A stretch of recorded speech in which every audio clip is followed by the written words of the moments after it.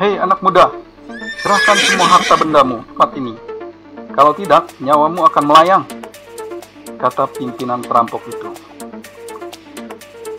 Hei Kisanak, saya tidak punya harta benda selain kuda saya ini, balas Senopati itu yang masih berada di atas kuda tunggangannya. Jangan banyak bacot, serahkan semuanya. Kalau saya serahkan semuanya, bagaimana saya melanjutkan perjalanan? Gampang saja. Setelah kamu serahkan harta bendamu, maka kamu akan pergi dengan tenang. Maksud Kisanak, apa pergi dengan tenang? Ya, kamu pun tewas. Sekarang serahkan semuanya, cepat. Terjadi perdebatan antara pimpinan perampok itu dengan Senopati Kinoi. Akhirnya Senopati itu melepaskan 3 buah cincinnya dan melemparkan ke arah perampok itu. Itu benda berharga saya, silahkan ambil, katanya. Para perampok itu kemudian berjalan ke arah cincin yang dilempar Senopati itu dan mengambilnya dari tanah. Ketika mereka memungutnya, para perampok itu heran dan saling berpandangan satu sama lain. Mereka tidak bisa mengambil cincin itu, dan terasa berat sekali. Para perampok itu pun mengerahkan semua kekuatannya untuk mengambil cincin itu, namun tetap saja gagal. Bagaimana Kisanak? Apakah saya bisa lewat? Kata Senopati Kinoi yang masih berada di atas kuda putih tunggangannya itu. Para perampok itu berbicara satu sama lain. Orang ini pasti sakti. Kita saja tidak bisa mengangkat cincin yang sekecil ini dari tanah. Sebaiknya kita suruh lewat saja orang ini, daripada kepala kita terpisah dari badan.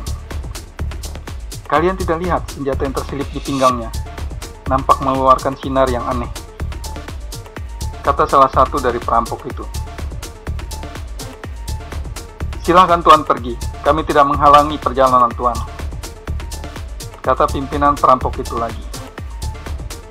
Baiklah, saut Senopati itu, dengan hanya mengarahkan telunjuknya ke arah ketiga cincinnya itu. Tiba-tiba ketiga cincin itu melesat dan langsung berada di jari-jari tangannya. Para perampok itu takjub dengan kesaktian Senopati itu. Mereka tidak sadar kalau laki-laki berbadan hitam itu adalah pendekar sakti mandraguna dari kerajaan Tanjung. Perlahan Senopati itu mengarahkan kudanya melintasi para perampok itu. Lagi-lagi tidak disangka dan diduga oleh pimpinan perampok, sebuah tendangan kaki belakang kuda putih tunggangan Senopati itu mengenai tubuh pimpinan perampok itu. Tak ayal lagi, tubuh pimpinan perampok itu terpelanting dan tewas seketika. Melihat pimpinannya tewas hanya oleh tendangan kuda, mereka jadi ketakutan dan lari terbirit-birit. Senopati itu pun kembali melanjutkan perjalanannya. Saat itu sang surya tepat di atas ubun-ubun Senopati. Ia pun beristirahat di sebuah pohon yang rindang, sambil membuka bekal makanannya. Ada kue beras dan daging sapi kering.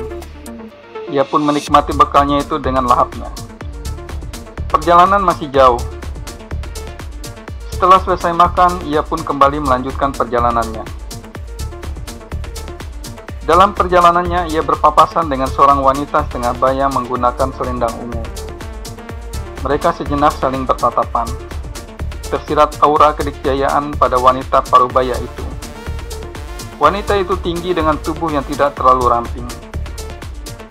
Senopati Kinoi menerka-nerka. Sepertinya wanita itu tidak asing lagi dalam dunia persilatan. Apalagi ciri-ciri yang dilihatnya pada sosok wanita parubaya itu. Saat ia memalingkan mukanya untuk melihat kembali wanita yang dilewatinya, ia nampak terkejut karena tidak melihat sosok wanita itu lagi. Hilang seperti ditelan bumi. Saya yakin sekali kalau wanita itu adalah pendekar elang putih, gumam Senopati Kinoi di atas kudanya.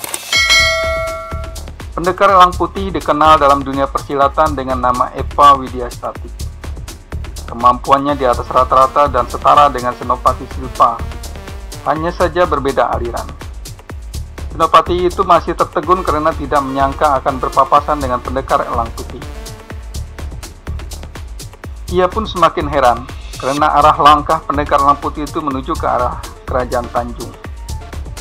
Kerisauan tampak di wajah Senopati itu, sebab di kerajaan hanya ada 2 senopati, yaitu Senopati Yasir dan Senopati Oncen Batako, dan juga ada Senopati Silva. Sementara Senopati Ipul masih berada di desa Sembulu menemui Mbah Arif Kocang. Ia pun bergumam semoga tidak terjadi bencana di kerajaan itu. Tiba-tiba kuda putih tunggangannya seperti memberi isyarat kepada Senopati untuk memanggil sahabatnya.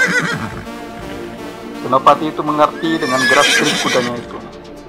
Ia pun mengeluarkan selembar daun jeruk dari balik bajunya. Sesaat kemudian,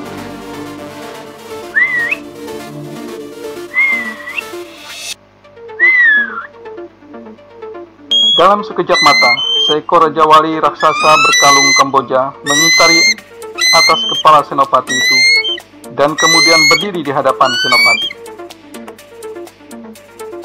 Wahai sahabatku Raja Wali, saya ingin engkau mengawasi kerajaan Tanjung dan segeralah beritahukan kepadaku jika ada sesuatu yang buruk pada kerajaan, kata Senopati itu.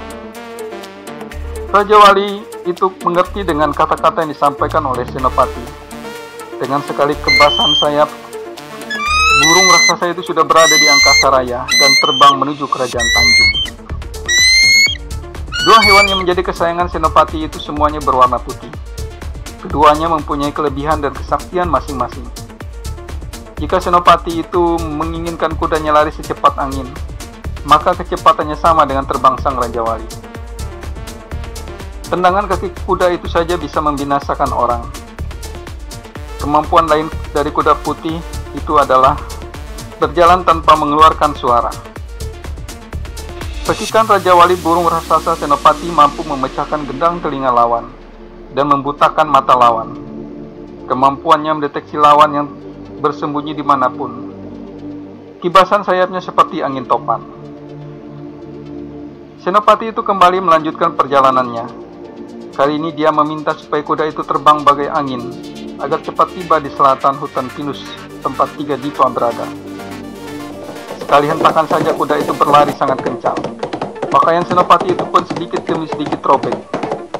Karena takut pakaiannya robek semua, ia pun kembali menyuruh kudanya untuk berlari biasa saja. Di hutan pinus nampak 3 dipa sedang duduk pada sebuah batu pipih berwarna merah bata. Mereka menikmati buah-buahan yang dibuat rujak. 3 dipa itu seringkali disebut dengan penunggu lembah cinta.